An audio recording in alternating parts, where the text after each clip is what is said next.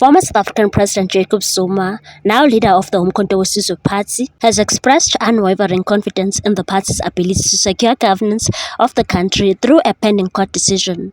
Zuma's remarks came during a press briefing held to announce the MK Party's new leadership for KwaZulu-Natal and its 11 regional structures.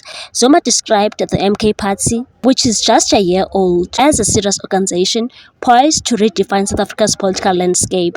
He emphasized that the leadership is determined to implement disciplined and proper governance. The briefing also confirmed the retention of former KZN Premier Willie Mchunu as the provincial leader. Siphiwe Mpongose was named the provincial organizer.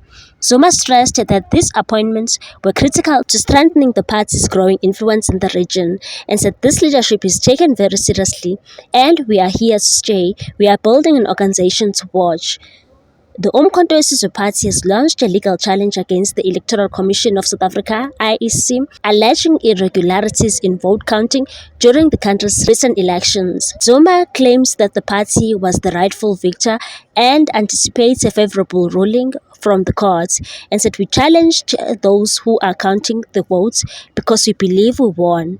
If the courts act with honesty, we are confident the judgment will be fair. This country is going to see who is truly meant to run it. He further asserted that a court decision in their favor will herald a new era of leadership for South Africa, one grounded in respect, discipline, and proper governance. Zuma portrayed the MK Party as a transformative force in the South African politics, promising to steer the nation toward a brighter future, and said Umkhonto weSizwe is changing South Africa into a new kind of leadership.